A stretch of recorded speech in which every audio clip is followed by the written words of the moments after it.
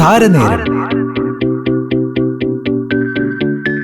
Hi hello listeners, women's day special താരനേരത്തില് നിങ്ങൾക്ക് കൂടെയുള്ളത് ഞാൻ RJ മാനസിയാണ് കേട്ടോ. ആൻഡ് എന്റെ കൂടെ മലയാളികൾക്ക് ഒരുപാട് സുപരിചിതയായിട്ടുള്ള ഒരാളും കൂടിയുണ്ട്. ആൻഡ് പാട്ട് മത്സരങ്ങൾ അല്ലെങ്കിൽ റിയാലിറ്റി ഷോസ് എന്ന് പറയുമ്പോൾ ഇദ്ദേഹം ഇല്ലാത്തൊരു റിയാലിറ്റി ഷോ നമുക്ക് സങ്കല്പിക്കാൻ പറ്റില്ല. കാരണം അത്രത്തോളം റിയാലിറ്റി ഷോകളിലൂടെ മലയാളികളുടെ മനസ്സിൽ ഇടം പിടിച്ച ഒരു ഗായികയാണ്. റിയാലിറ്റി ഷോ മാത്രമല്ല, ഒരു പിന്നണി ഗായികയാണ്. ഡിവോഷണൽ സോങ്സിലൂടെ ഏറെ സുപരിചിതയായ ആളാണ്. ഇപ്പൊ തന്നെ ആൾ ആരാണ് എന്നുള്ളത് മനസ്സിലായിട്ടുണ്ടാവും. യെസ്, എന്റെ കൂടെ ഇന്നുള്ളത് സിംഗർ മെറിൻ ഗ്രിഗറി ആണ്. ഹായ് ചേച്ചി, താരനേരം പരിപാടിയിലേക്ക് സ്വാഗതം. Hello RJ, so much for the invite. ഒത്തിരി സന്തോഷം ഇത്തരത്തിലായിട്ടുള്ള ഒരു ദിവസത്തിൽ തന്നെ എന്നെ ഇൻവൈറ്റ് ചെയ്തതില്. Thank you so much. Yes, so last year women's ഡേയിൽ നല്ലൊരു പാട്ടൊക്കെ ഇറക്കിയിട്ടുണ്ടായിരുന്നു. ആൻഡ് മെറിൻ ഗ്രിഗറി ലൈവ് എന്ന് പറയുന്ന ഒരു ബാൻഡിന്റെയും കൂടെ തുടക്കമായിരുന്നു ആ ഒരു സോങ്. സോ ഈ വർഷത്തെ വിമൻസ് ഡേയിൽ എത്തി നിൽക്കുന്ന സമയത്ത് എങ്ങനെയുണ്ട് ഈ ഒരു കൊല്ലം? ഈ ഒരു കൊല്ലം നല്ല അടിപൊളിയായിട്ട് പോകുന്നു. ആദ്യം പറഞ്ഞതുപോലെ തന്നെ കഴിഞ്ഞ വർഷത്തെ വിമൻസ് ഡേയില് നീയാണ് നീ എന്ന് പറഞ്ഞിട്ട് ഞങ്ങളുടെ ബാൻഡിന്റെ ഓൺ കോമ്പസിഷൻ റിലീസ് ചെയ്യാൻ പറ്റിയായിരുന്നു. അത് വളരെ സ്പെഷ്യൽ ആയിട്ടുള്ള ഒരു സോങ് ആണ് ഞങ്ങളെ സംബന്ധിച്ച്. ബിക്കോസ് ഞങ്ങളുടെ ബാൻഡിന്റെ ലോഞ്ച് ഒരു വിമൻസ് കോളേജിലായിരുന്നു ചെയ്തത്. അപ്പൊ അവിടെ നമ്മൾ ലോഞ്ച് ചെയ്യുമ്പോൾ അവിടുത്തെ കുട്ടികൾക്ക് കണക്ട് ചെയ്യാൻ പറ്റുന്ന ഒരു ഓൺ കോമ്പസിഷൻ റിലീസ് ചെയ്യണം എന്ന് ഭയങ്കര ആഗ്രഹമാണ്. അങ്ങനെയാണ് വിമൻ എംപവർമെന്റ് എന്നുള്ള ഒരു കോൺസെപ്റ്റിലോട്ട് വന്നതും ഈ സോങ് ക്രിയേറ്റ് ആയതും. അപ്പൊ വളരെ സ്പെഷ്യൽ ആക്കി. പിന്നെ അതുപോലെ ഈ വിമൻസ് ഡേയില് എനിക്ക് വളരെ നല്ല വേറൊരു ഓപ്പർച്യൂണിറ്റി കൂടി കിട്ടി. എന്റെ മോള് പഠിക്കുന്ന സ്കൂളിലേക്ക് എന്നെ വിളിച്ചിട്ടുണ്ട് ഗസ്റ്റ് ആയിട്ട്. അപ്പൊ അവിടെ എന്ന് പറഞ്ഞിട്ടുണ്ടെങ്കിൽ മൾട്ടി ലിംഗ്വൽ ഓഡിയൻസ് ആണ്. അപ്പൊ പിന്നെ ഈ വർഷം ഞാൻ ചെയ്തിരിക്കുന്നത് ഒരു ഇംഗ്ലീഷ് സോങ് ആണ്. ഓൺ കോമ്പസിഷൻ തന്നെയാണ്. അതെ, ഓൺ കോമ്പസിഷൻ തന്നെയാണ്. അപ്പോ അത് ഞാൻ അവിടെ പാടിക്കൊണ്ട് റിലീസ് ചെയ്യാന്ന് വിചാരിച്ചിരിക്കുകയാണ്. തീർച്ചയായിട്ടും. അപ്പൊ എന്തായാലും ഈ ഒരു വിമൻസ് ഡേ നമ്മള് ഈ ഒരു സെഷൻ സ്റ്റാർട്ട് ചെയ്യുന്ന സമയത്ത് എനിക്ക് തോന്നുന്നു തീയാണ് നീ എന്നുള്ള ഒരു സോങ് പാടിക്കൊണ്ട് തന്നെ നമുക്ക് സ്റ്റാർട്ട് ചെയ്താലോ? Sure sure. ഇടരാതെ പരാതെ കുതിക്കൂ മുൻപോട്ടുള്ള പാദത്തിൽ വെളിച്ചം വിതറും നീ ഇനി ഒറ്റയ്ക്കല്ല പകരം നാം പൊരുതും ഒന്നായി ഒറ്റക്കെട്ടായി ഇനി നമ്മളൊരു തീയാണു നീ പകരുക പുതുവെട്ടം പകരുക പുതുവെട്ടം തീയാണു നീ പകരുക പുതുവെട്ടം തീയാണു നീ പകരുക പുതുവെട്ടം. സോ മെറിൻ ഗ്രിഗറി എന്ന് പറയുന്ന ഒരു ഗായിക മലയാളികൾക്ക് ഏറ്റവും കൂടുതൽ ഫെമിലിയർ ആവുന്നത് റിയാലിറ്റി ഷോസിലൂടെയാണ്. സോ ശരിക്കും ഈ ഒരു മ്യൂസിക് ജേർണി സ്റ്റാർട്ട് ചെയ്യുന്നത് എപ്പോഴാണ്, എങ്ങനെയാണ്? പ്രൊഫഷണലി ഈ ഒരു ജേർണി നമ്മുടെ ഐഡിയ സ്റ്റാർ സിംഗർ ആയതിനു ശേഷമാണ്. മ്യൂസിക് ജേർണി സ്റ്റാർട്ട് ചെയ്തത് എനിക്ക് തോന്നുന്നു ഒരു 3 വയസ്സുള്ളപ്പോൾ മുതലേ ഞാൻ പാടി തുടങ്ങി. സ്കൂളുകളിലായിരുന്നു ആദ്യം പാടിയത്. പിന്നെ 8ാം ക്ലാസ്സിൽ പഠിച്ചപ്പോഴാണ് ആദ്യമായിട്ട് ഒരു റിയാലിറ്റി ഷോയില് പോയത്. കുട്ടികളുടെ റിയാലിറ്റി ഷോയില് മാസ്റ്റേഴ്സ് എന്നും പറഞ്ഞിട്ട്. അതെനിക്ക് തോന്നുന്നു ആ സമയത്ത് നാട്ടിലുണ്ടായിരുന്നില്ല. നാട്ടിലെ വെക്കേഷനോ മറ്റോ വന്ന ഒരു ടൈമിലാണ് അല്ലേ? നാട്ടിലേക്ക് സൗദിയിലായിരുന്നു പഠിച്ചുകൊണ്ടിരുന്നത്. അപ്പം അവിടുത്തെ വെക്കേഷന്റെ സമയത്ത് നാട്ടിൽ വന്നപ്പോ ഇങ്ങനെ ടിവിയിൽ ഇങ്ങനെ സ്ക്രോൾ ചെയ്യുന്നുണ്ടായിരുന്നു. റിയാലിറ്റി ഷോ തുടങ്ങുന്നു, പാടാൻ ആഗ്രഹമുള്ളവര് വരണം എന്നൊക്കെ പറഞ്ഞിട്ടുള്ള ഒരു ആഡ് കണ്ടു. അങ്ങനെ പോയതാണ്. അതിനുശേഷം പിന്നെ കേരളത്തിൽ തന്നെ ആയി. അതെ അതെ, അതിനുശേഷം പിന്നെ പഠിത്തമൊക്കെ ഇങ്ങോട്ട് കൂടുതൽ പാട്ടിൽ കോൺസെൻട്രേറ്റ് ചെയ്യാൻ പറ്റി. അങ്ങനെ പിന്നെ 12th ശേഷമാണ് സ്റ്റാർ സിംഗറിൽ പോകുന്നതും. പിന്നെ ആ ഒരു ജേർണി അങ്ങനെ പിന്നെ സി കേരളത്തില് പോകുന്നു. ഇപ്പം മെന്റർ ആയിട്ട് ആദ്യം മത്സരാർത്ഥി ആയിട്ടായിരുന്നെങ്കിൽ ഇപ്പം മെന്റേഴ്സ് ആയിട്ടും ജഡ്ജായിട്ടും ഒക്കെ റിയാലിറ്റി ഷോയില് നമുക്ക് നിറസാന്നിധ്യമാണ് മെറിൻ ഗ്രിഗറി അല്ലേ? അപ്പൊ അതൊരു വലിയ ഭാഗ്യമായിട്ട് കാണുന്നു. കാരണം ഓരോ ജനറേഷനിലെയും സിംഗേഴ്സിനെ അടുത്തറിയാനായിട്ട് അത് ഒത്തിരി ഹെൽപ്പ് ചെയ്യുന്നുണ്ട്. അതെ, അതും റിയാലിറ്റി ഷോസിന്റെ ഒരു പ്രത്യേകത എന്താന്ന് വെച്ച് കഴിഞ്ഞാൽ ഒരൊറ്റ ടൈപ്പ് സോങ് അല്ലല്ലോ എല്ലാവരും പാടുന്നത്. പല ജേണറിലുള്ള സോങ്സ് പാടുന്നു, പല കുട്ടികളായിട്ട് ഇന്ററാക്ട് ചെയ്യുന്നു. ആൻഡ് ആ ഒരു ടൈമില് സ്വന്തമായിട്ട് ഇങ്ങനെ റിയാലിറ്റി ഷോയിലൊക്കെ പൊക്കോണ്ടിരുന്ന ഒരു ടൈമൊക്കെ മനസ്സിൽ ഓർമ്മ വരുന്നുണ്ട്, ആ ഒരു ടെൻഷനൊക്കെ കാണുന്ന സമയത്ത്. തീർച്ചയായിട്ടും വളരെ നന്നായിട്ട് അവരായിട്ട് കണക്ട് ചെയ്യാൻ പറ്റും നമുക്ക്. കാലം എത്ര മാറിയാലും നമ്മൾ പാടാൻ പോകുന്നതിന് മുൻപുള്ള ഫീലിംഗ് എപ്പോഴും ഒന്ന് തന്നെയാണ്. അതെ, അതില് ഒരു മാറ്റവുമില്ല. നമ്മുടെ ആ ഒരു മത്സരം എന്നുള്ള സംഭവം നമ്മുടെ മനസ്സിൽ വെച്ചുകൊണ്ട് നമുക്ക് ഒരിക്കലും പെർഫോം ചെയ്യാൻ പറ്റില്ല. ആ ഒരു ഫീലിംഗ് ഒക്കെ ഇപ്പോഴും അങ്ങനെ തന്നെ. ഇപ്പൊ കുറെ കാലങ്ങളായിട്ട് മ്യൂസിക് ഫീൽഡിലുണ്ടല്ലോ, അപ്പോഴും ആദ്യമായിട്ട് സ്റ്റേജിൽ കയറിയിട്ട് ഉണ്ടായിരുന്ന ആ ഒരു മെമ്മറി ഇപ്പോഴും ഉണ്ടോ മനസ്സിൽ? ഏറ്റവും ആദ്യമായിട്ട് സ്റ്റേജിൽ കയറുന്നത് ലൈഫില്? ലൈഫിൽ ആദ്യമായിട്ട് ഞാൻ സ്റ്റേജിൽ കയറുന്ന 3 വയസ്സുള്ളപ്പോഴാണ്. ഇത് 2 പാട്ടുകളാണ് മനസ്സിലുള്ളത്. ഒന്ന് വെണ്ണില ചന്ദനക്കിണ്ണം പാടിയായിരുന്നു അന്ന്. പിന്നെ അതുപോലെ പാടിയ ഒരു കവിതയായിരുന്നു. പിന്നെ മലയാളം എന്ന് പറഞ്ഞിട്ട് ഇത്ര സുന്ദരം എന്റെ മലയാളം എന്ന് പറഞ്ഞിട്ട് ONV കുറുപ്പ് സാറിന്റെ ഒരു കവിതയാണ്. തുടക്കത്തില് പിന്നെ സ്റ്റേജില് ഒരു ഗാനമേളയ്ക്ക് ഞാൻ പെർഫോം ചെയ്യാൻ തുടങ്ങിയത് 8 വയസ്സുള്ളപ്പോഴാണ്. ഓക്കെ. സോ എനിക്കൊന്ന് ആ റിയാലിറ്റി ഷോയിന് ശേഷമാണോ സ്റ്റേജ് പെർഫോമൻസിലേക്ക് വരുന്നത്? അല്ല, ഞാൻ സൗദിയില് പഠിച്ചുകൊണ്ടിരിക്കുമ്പോ തന്നെ അവിടുത്തെ മലയാളി അസോസിയേഷന്റെ ഗാനമേള ട്രൂപ്പിൽ ആയിരുന്നു. ഓക്കെ. അപ്പൊ പണ്ട് മുതലേ ഉണ്ട്. അതെ, 3ാം ക്ലാസ്സിൽ, അതെ 8 വയസ്സ് മുതൽ ഞാൻ ഓൺ സ്റ്റേജില് പാടി തുടങ്ങി. ആദ്യം പാടിയ പാട്ട് കണ്ടു കണ്ടില്ല, ഇഷ്ടം എന്ന് പറഞ്ഞ സിനിമയില്. അതാണ് ഫസ്റ്റ് പാടുന്നത്. ഒരു പബ്ലിക്കില് ഇങ്ങനെ ഓഡിയൻസിന്റെ മുമ്പില്, അല്ലെങ്കിൽ സ്കൂളിൽ നിന്നൊക്കെ പറഞ്ഞാൽ നമ്മുടെ കവിത അല്ലെങ്കിൽ ലൈറ്റ് മ്യൂസിക് അങ്ങനെയൊക്കെയല്ലേ പാടുന്നത്. അതെ അതെ, ഒരു സിനിമാ പാട്ട് പാടിയത്. അതെ, സിനിമാ പാട്ട് in front of audience, like proper ഗാനമേള വിത്ത് ഓൾ ഇൻസ്ട്രുമെന്റ്സ്, അങ്ങനെ പാടുന്നത് സമയത്താണ്. ഓക്കെ. അപ്പൊ ഈ ഒരു പാട്ടിന്റെ വാസന അല്ലെങ്കിൽ ഇതിന്റെ ഒരു പ്രേരണയായിട്ട് വരുന്നത് ആരാണ്? വീട്ടിൽ ആരെങ്കിലും ഒക്കെ ഇങ്ങനെ പാട്ടുകാരുണ്ടോ? അതെ, എന്റെ അച്ഛന്റെ വീട്ടിൽ ഓൾമോസ്റ്റ് എല്ലാവരും പാടും. പപ്പയും എല്ലാവരും പാടും. ഞങ്ങളെല്ലാരും പള്ളിയില് വളരെ ആക്റ്റീവ് കൊയർ മെമ്പേഴ്സ് ആയിരുന്നു. ഓക്കെ. അപ്പം കുടുംബപരമായിട്ട് കിട്ടിയ കഴിവാണ്. അതെ, അങ്ങനെ വന്നതാണ്. അപ്പം പിന്നെ അതിനകത്ത് നമുക്ക് കൂടുതൽ ട്രെയിനിങ് എടുത്ത് പോളിഷ് ചെയ്യാന്നുള്ളതേ ഉള്ളൂ. ഫാമിലിയിൽ നിന്ന് കിട്ടിയത് തന്നെയാണ്. പക്ഷെ എനിക്ക് തോന്നുന്നു ഈ പാട്ടിന്റെ പാരമ്പര്യം പറയുമ്പോൾ പോലും പാട്ടിനോടുള്ള ഒരു കമ്മിറ്റ്മെന്റും അതിനോടുള്ള ഒരു ആഗ്രഹവും ഒന്നും മെറിൻ ഗ്രിഗറി എന്ന് പറയുന്ന സിംഗറിന് തീരുന്നില്ല. അതുകൊണ്ടാണ് ഇപ്പോഴും പഠിച്ചുകൊണ്ടിരിക്കുകയാണ് അല്ലേ? ഹിന്ദുസ്ഥാനി പഠിച്ചുകൊണ്ടിരിക്കുകയാണ് എന്റെ അറിവില്, ശരിയല്ലേ? അതെ, പഠിക്കുന്നുണ്ട്. കാരണം അപ്ഡേറ്റഡ് ആയിട്ട് ഇരിക്കാൻ ഹെൽപ്പ് ചെയ്യുന്ന ഒരു സംഭവമാണ് എപ്പോഴും നമ്മള് പാട്ടിന്റെ കാര്യത്തിൽ. ഇപ്പൊ എന്റെ കാര്യത്തില് പാട്ടായതുകൊണ്ട് അതില് അപ്ഡേറ്റഡ് ആയിട്ട് ഇരിക്കാൻ ശ്രമിക്കാറുണ്ട്. തീർച്ചയായിട്ടും അതൊരു കലാകാരന് വേണ്ടി ഏറ്റവും വലിയ ക്വാളിറ്റി അത് തന്നെയാണല്ലോ. അതെ, നല്ലൊരു കാര്യമായിരിക്കും എപ്പോഴും നമ്മൾ പഠിച്ചുകൊണ്ടിരിക്കുവാണെങ്കിൽ. അതെ. ഈ ഒരു movie playback singing and live performance അല്ലെങ്കിൽ നമ്മുടെ സ്റ്റേജ് പെർഫോമൻസ്, ഇതിനകത്ത് മെറിൻ ഗ്രിഗറി എന്ന സിംഗറിന് ഏറ്റവും എക്സൈറ്റിംഗ് ആയിട്ട് ഫീൽ ചെയ്യുന്നത് ഏതാണ്? ലൈവ് ആണോ അതോ പ്ലേബാക്ക് സിംഗിങ് ആണോ ഏറ്റവും കൂടുതൽ ഇഷ്ടം? എനിക്ക് ഏറ്റവും ഇഷ്ടം ലൈവ് ആണ്. കാരണം ഭയങ്കര എക്സ്ചേഞ്ച് ഓഫ് എനർജി ആണല്ലോ അവിടെ നടക്കുന്നത്. അത് നമുക്ക് അപ്പൊ തന്നെ കിട്ടും റെസ്പോൺസ്. പ്ലേബാക്ക് സിംഗിങ് എന്ന് പറയുന്നത് കുറച്ചും കൂടി നമ്മൾ ആ ഒരു സിറ്റുവേഷന് വേണ്ടി എങ്ങനെയാണോ ആ മ്യൂസീഷ്യൻ അല്ലെങ്കിൽ മ്യൂസിക് ഡയറക്ടേഴ്സ് ആവശ്യപ്പെടുന്നത് നമ്മൾ പാടുന്നു. സ്റ്റേജ് എന്ന് പറയുന്നത് പാട്ട് കേൾക്കാനിരിക്കുന്ന ആ ലിസണേഴ്സിനാണ് നമ്മൾ മെയിൻ പ്രയോറിറ്റി കൊടുക്കുന്നത്. അവർക്ക് എൻജോയ് ചെയ്യാനായിട്ട് അവരുടെ ലൈഫിലെ കുറച്ച് സമയം നമ്മുടെ കോൺസേർട്ടിന് വേണ്ടി വെച്ചിരിക്കുകയാണ്. സോ അവരെ ഹാപ്പി ആയിട്ട് അവർക്ക് ഏറ്റവും എൻജോയ് ചെയ്യാവുന്ന രീതിയിൽ നമ്മൾ പാട്ടുകൾ പ്രസന്റ് ചെയ്യുമ്പോൾ ഭയങ്കര സന്തോഷമാണ്. അപ്പൊ തന്നെ ഒരു റിയാക്ഷൻ കിട്ടും. പക്ഷേ ഈ പറയുന്ന ലൈവ് പെർഫോമൻസ് അത്ര എളുപ്പമല്ല ചെയ്യാനായിട്ടല്ലേ? പക്ഷെ എനിക്ക് അതുകൊണ്ട് ഇഷ്ടം. ലൈവ് എളുപ്പം എന്ന് പറഞ്ഞിട്ടുണ്ടെങ്കിൽ നമ്മള് എന്താ പറയാ, നമ്മള് റെഡി ആണെങ്കിൽ എല്ലാം നമുക്ക് കോൺഫിഡന്റ് ആണെങ്കിൽ നമുക്ക് ലൈവില് പാടാവുന്നതേ ഉള്ളൂ. ഓക്കെ. അപ്പം സ്റ്റേജ് പെർഫോമൻസ് ആണ് മെറിൻ ഗ്രിഗറിയുടെ ഒരു എക്സൈറ്റിംഗ് ഫാക്ടർ എന്ന് പറയുന്നത്. എനി ഡേ സ്റ്റേജ് പെർഫോമൻസ് ആണ്. ഓക്കെ. അപ്പം നമ്മള് ലൈവ് പാടുമ്പോ നമ്മൾ ഞാൻ മാത്രമല്ല അവിടെ പെർഫോം ചെയ്യുന്നത്, അവിടെ നമുക്ക് സിറ്റുവേഷൻസ് ഉണ്ട്. അപ്പൊ അതൊരു ഹോൾ ഗ്രൂപ്പ് ഓഫ് ആൾക്കാരുടെ എഫേർട്ടാണ് ഒറ്റയടിക്ക് വരാൻ പോകുന്നത്. അപ്പൊ അതിന് വേറെ തന്നെ ഒരു പവറാണ്. പ്ലേബാക്ക് സിംഗിന് വരുമ്പോ നമ്മളുടെ പോർഷൻസ് പഠിക്കുന്നു, നമ്മള് സ്റ്റുഡിയോയിൽ പോയി പാടുന്നു. ആ ഒരു വളരെ ക്ലോസ്ഡ് ആയിട്ടുള്ള ഒരു സംഭവമാണത്. ഇതെന്ന് പറഞ്ഞാൽ ഇറ്റ്സ് ലൈക്ക് ഇറ്റ്സ് ഓപ്പൺ. എല്ലാം അവിടെ തെറ്റി നല്ല എല്ലാം അപ്പൊ തന്നെ കിട്ടും. എല്ലാം ഇൻസ്റ്റന്റ് ആണ്. എല്ലാം ഇൻസ്റ്റന്റ് ആണ്. ഓക്കെ. അപ്പം ഇതുവരെ പാടിയതില് ഏറ്റവും ഇഷ്ടപ്പെട്ട ഒരു പാട്ട് ഏതാണ്? സ്വന്തമായിട്ട് പാടിയിട്ട് നമുക്ക് തോന്നുമല്ലോ എനിക്ക് ഈ പാട്ട് ഭയങ്കര ഇഷ്ടമാണ് അല്ലെങ്കിൽ ക്ലോസ് ടു മൈ ഹാർട്ട്, അങ്ങനെ ഏതെങ്കിലും സോങ് ഉണ്ടോ? സിനിമകളിലാണോ? സിനിമകളിലോ അല്ലെങ്കിൽ ആൽബമോ ഡിവോഷണലോ ഒക്കെ നമുക്ക് പാടിയിട്ട് ഞാൻ പാടിയതിൽ എനിക്ക് ഏറ്റവും ഇഷ്ടമുള്ള സോങ് ഇതാണ് എന്ന് തോന്നിയിട്ടുള്ള ഒരു സോങ് ഏതായിരിക്കും?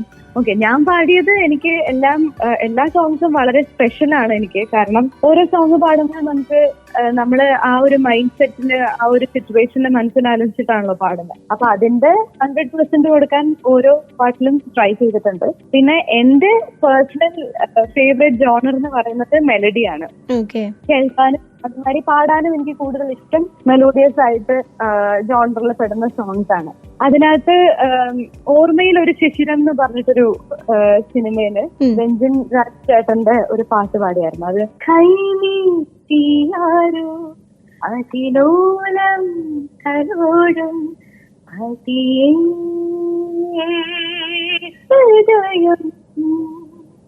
പോവാകത്തോട്ടിൽ ഇളവേക്കുന്ന കാറ്റോ മഴയോ പറയാനോ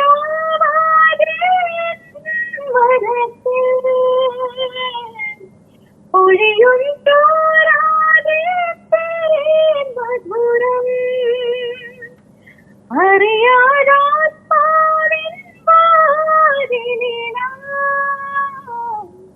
പതിവായി കേൾക്കുന്നു പാദസ്വരം തരുവാണോ കഥയാണോ വെറും തോന്നലാണോ ഇനി അനുരാഗം ഇതളാർന്നോ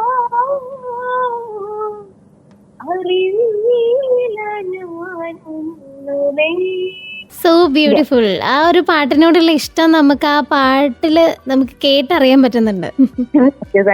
ഒരുപാട് ഇഷ്ടമുള്ള ഒരു പാട്ടാണല്ലേ? അതെ, ഇത് രഞ്ജിൻ ചേട്ടനാണ് ഇതിന്റെ മ്യൂസിക് ചെയ്തിരിക്കുന്നത്. BK ഹരിനാരായണൻ ചേട്ടന്റെ ലിറിക് എഴുതിയിരിക്കുന്നത്.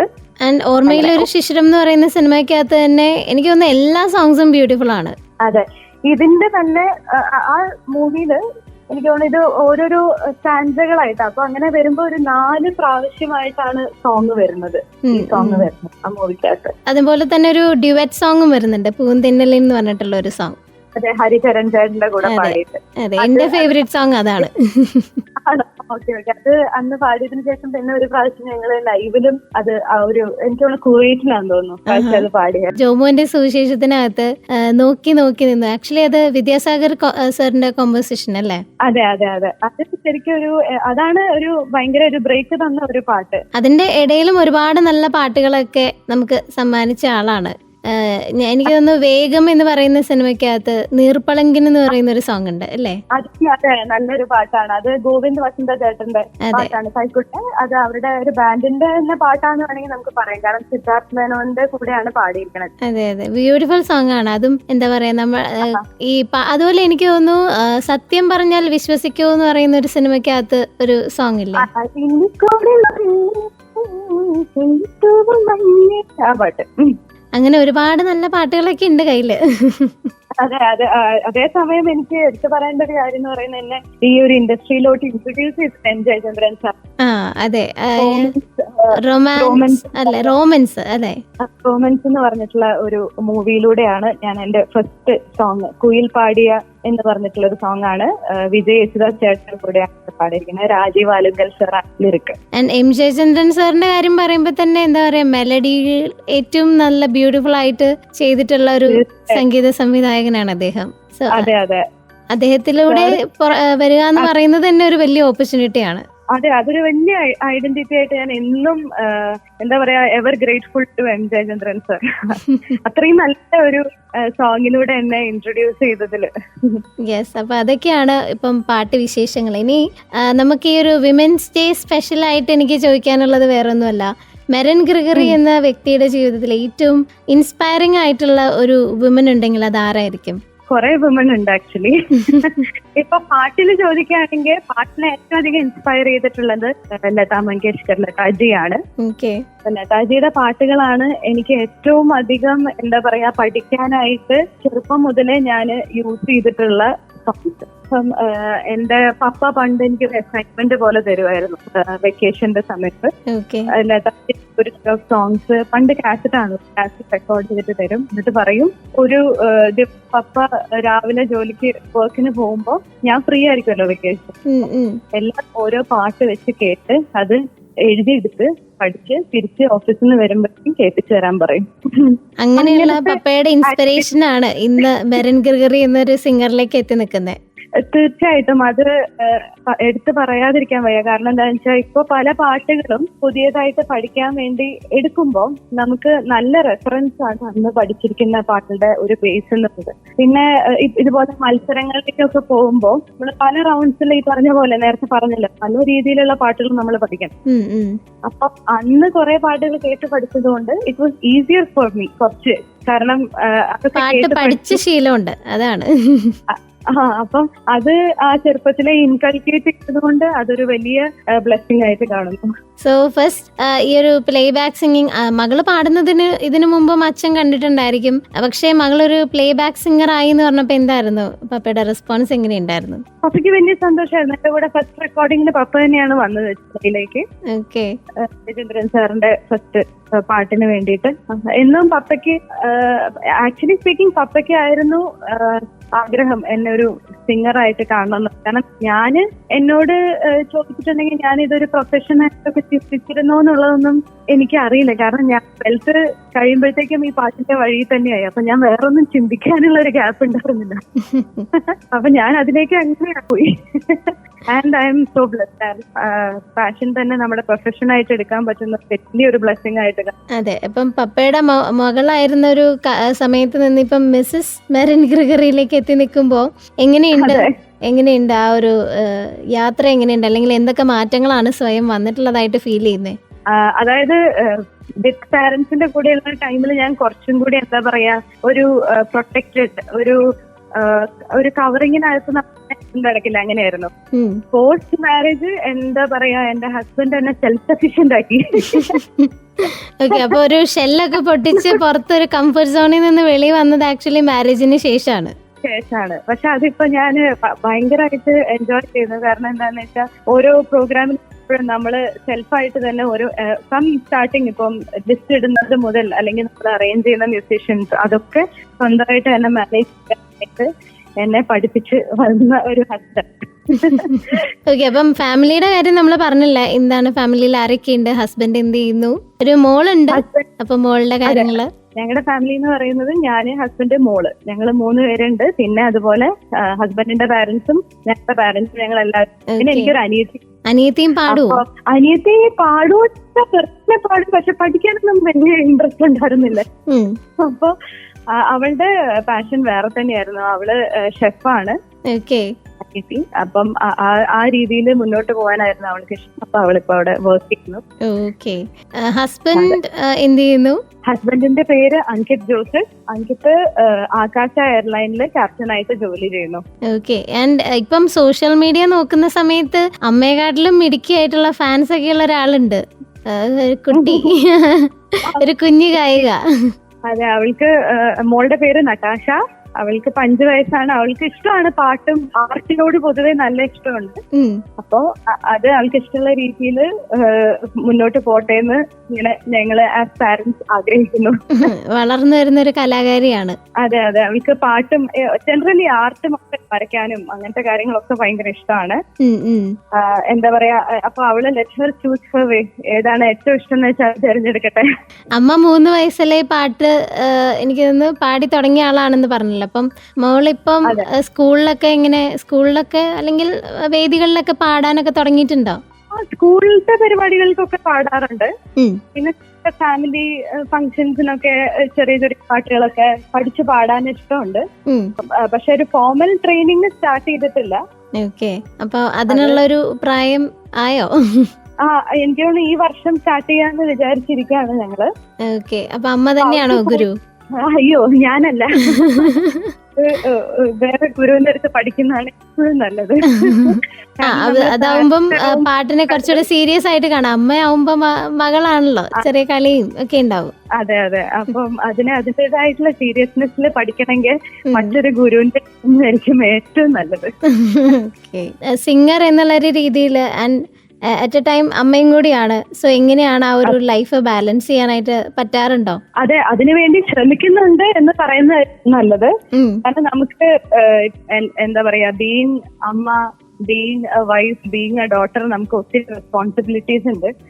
അപ്പം ഞാനൊരു സൂപ്പർ വുമൺ ആണെന്നൊന്നും ഞാൻ പറയുന്നില്ല. ഞാൻ എന്താ പറയാ, I have made A support system so that എല്ലാം ഈക്വലി ബാലൻസ്ഡ് ആയിട്ട് വർക്ക് ചെയ്യാൻ പറ്റുന്ന രീതിയിൽ നമ്മുടെ എക്കോസിസ്റ്റം ക്രിയേറ്റ് ചെയ്യുക, അങ്ങനെ ജീവിക്കുക. അതാണ് എന്റെ ഒരു പ്ലാൻ.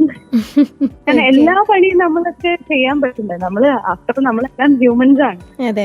അപ്പോ ഒരു സൂപ്പർ വുമൻ കോൺസെപ്റ്റ് ഒക്കെ എത്രത്തോളം വർക്ക് ആവുമെന്ന് എനിക്കറിയില്ല. കാരണം ഞാൻ അതിനെ ഒരു പ്രാക്ടിക്കൽ തിങ്കിങ്ങിൽ നോക്കുമ്പോ ഒരിക്കലും സൂപ്പർ വുമൺ എന്ന രീതിയിൽ എന്നെ പിക്ചറൈസ് ചെയ്യാൻ പറ്റില്ല. പക്ഷെ എല്ലാവരുടെയും ഹെൽപ്പ് കൊണ്ടും നല്ല സപ്പോർട്ടീവ് ആയിട്ടുള്ള ഫാമിലി, പില്ലർ പോലെ നിൽക്കുന്ന ഒരു ഫാമിലി ഉള്ളത് കൊണ്ട് I'm able to balance both. Okay, അങ്ങനെ ഒരു മാറ്റത്തിന്റെ ഭാഗമായിട്ടാണോ മെറിൻ ഗ്രിഗറി ലൈവ് എന്ന് പറയുന്ന ഒരു ബാൻഡ് തുടങ്ങാനായിട്ട് തീരുമാനിക്കുന്നത്? മെറിൻ ഗ്രിഗറി ലൈവ് നമ്മൾ സ്റ്റാർട്ട് ചെയ്യാനുള്ള മെയിൻ ഒരു കാരണം എന്ന് പറഞ്ഞിട്ടുണ്ടെങ്കിൽ നമ്മുടെ ഐഡിയാസ്, നമ്മുടെ കോൺസെപ്റ്റ്സ് ഒക്കെ നമ്മുടെ കോമ്പോസിഷൻസിലൂടെ നമുക്ക് നമ്മുടെ ഓഡിയൻസിന്, കാരണം ഓരോരുത്തരുടെയും തിങ്കിങ്ങും അവരുടെ എക്സ്പ്രഷൻസും വേറെ വേറെ രീതിയിൽ, അപ്പൊ നമുക്ക് നമ്മളുടെ എക്സ്പ്രസ് ചെയ്യാനുള്ള വേദിയാണ് എന്നാണ് വിചാരിക്കുന്നത്. അതിന്റെ കൂടെ തന്നെ നമുക്ക് ഓഫ്കോഴ്സ് ഒരു ഷോ ഫുള്ളായിട്ട് ചെയ്യണമെങ്കിൽ നമ്മൾ കമേഴ്ഷ്യൽ ഫാക്ടേഴ്സും കൂടെ നോക്കാം. അതാത് സമയത്തുള്ള സോങ്സും നമ്മൾ ഉൾപ്പെടുത്തിക്കൊണ്ടുള്ള ഒരു ടോട്ടൽ പാക്കേജ് ആയി മെറിൻ ഗ്രിഗറി ലൈവ് എന്ന് പറയും.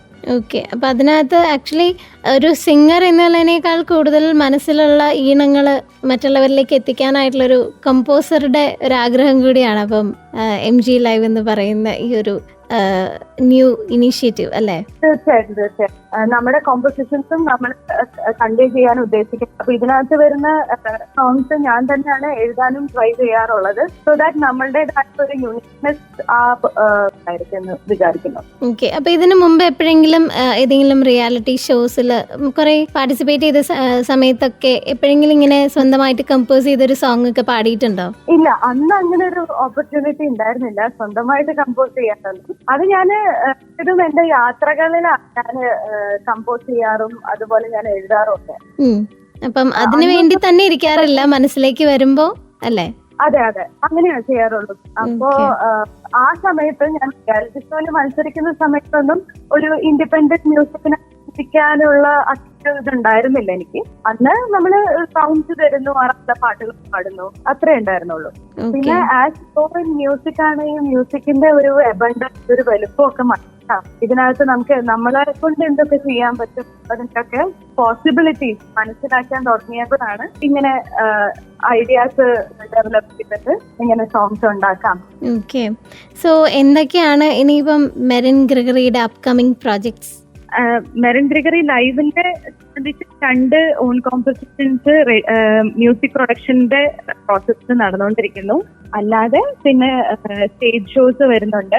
പിന്നെ ഇപ്പോ ഈ അടുത്ത് കുറച്ച് സോങ്സ് ഒക്കെ റെക്കോർഡ് ചെയ്ത് ഡിവോഷണൽ സോങ്സ്, അങ്ങനെ വലിയ കുഴപ്പമില്ല മ്യൂസിക്കിൽ തന്നെ മുന്നോട്ട് പോകാനായിട്ട് ദൈവം സഹായിച്ച് കഴിയും.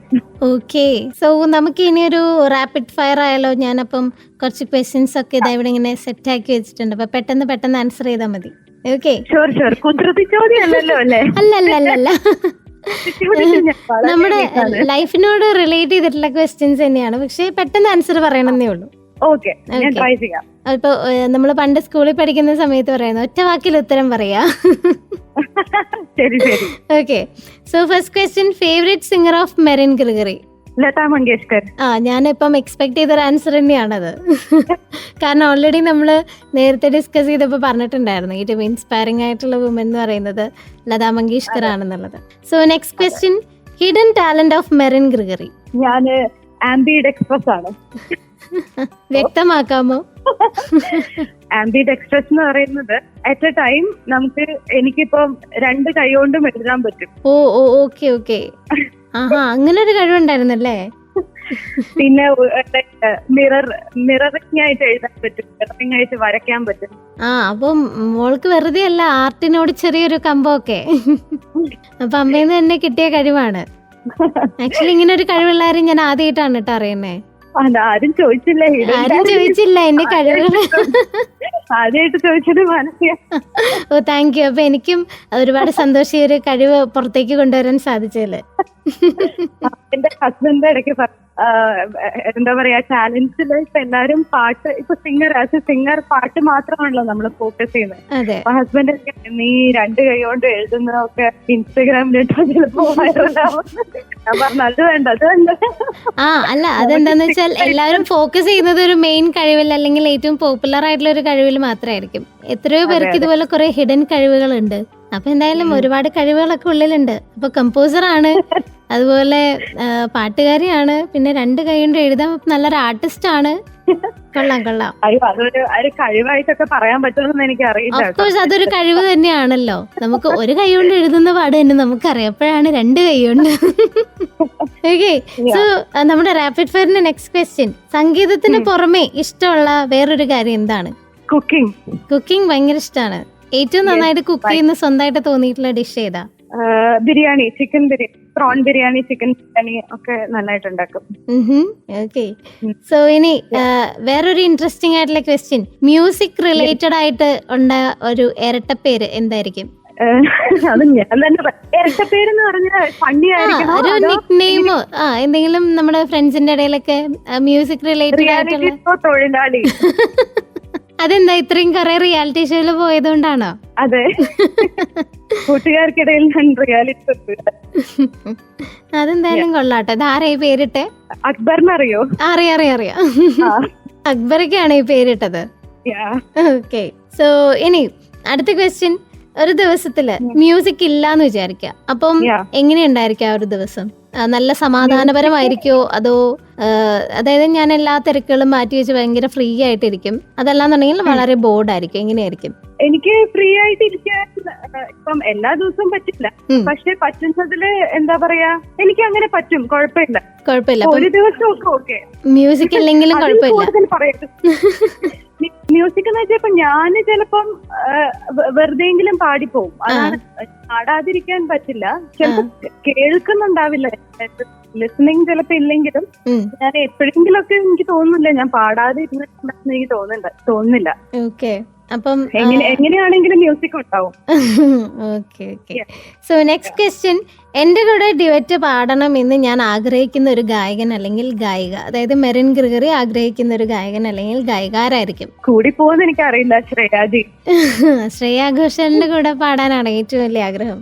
യെസ്, ഞാന് ഇതിന് മുൻപ് പരീക്ഷയിലും പറഞ്ഞിട്ടുണ്ട്. അതായത് ശ്രേയാജീനെ ഒന്ന് അടുത്ത് കണ്ട് മീറ്റ് ചെയ്ത് ഒന്ന് സംസാരിക്കാൻ എനിക്ക് ഭയങ്കര ആഗ്രഹം.